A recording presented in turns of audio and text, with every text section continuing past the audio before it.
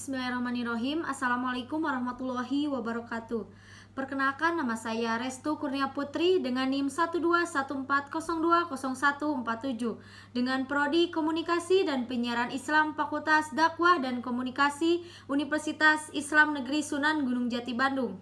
Tujuan membuat video ini untuk memenuhi tugas ujian akhir semester 4 mata kuliah retorika dengan dosen pengampu oleh Bapak Dr. Haji Aang Ridwan MAG.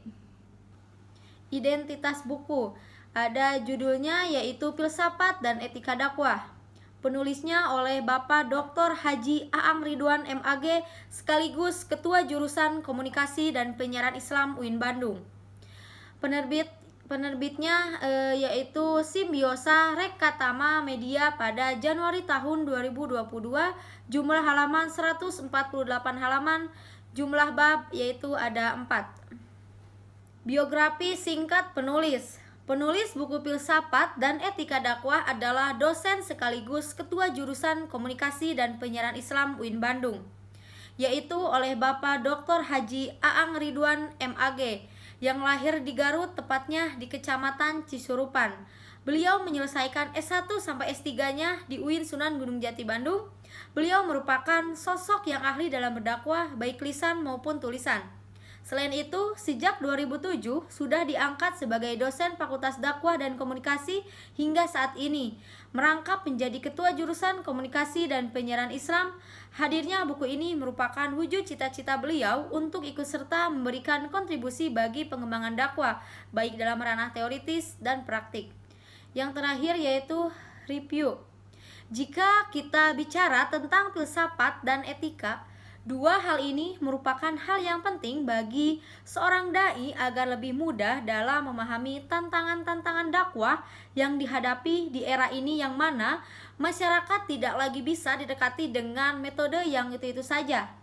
Maka berfilsafat merupakan salah satu cara yang tepat dalam memperluas pandangan terhadap persoalan yang dihadapi, yang dalam realitanya problematika yang terjadi sangat heterogen, sehingga metode yang digunakan juga harus lebih bervariatif dan menyesuaikan dengan perkembangan zaman. Kemudian, beretika menjadi pedoman dalam menghadapi beragam situasi kultural serta nilai etis dan norma yang dianut masyarakat.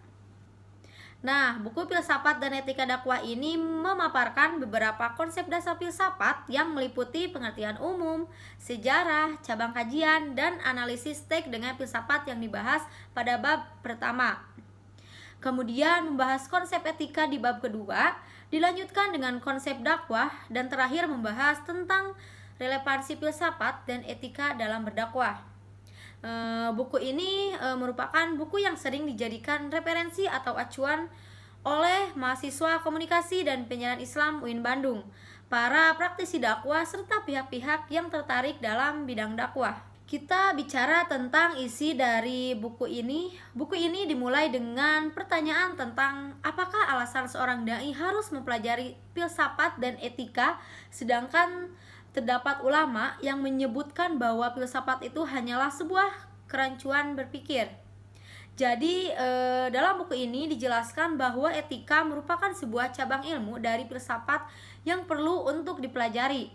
Maka sebelum mempelajari cabang ilmunya, maka seseorang dai perlu memahami konsep dasar dari filsafat itu sendiri.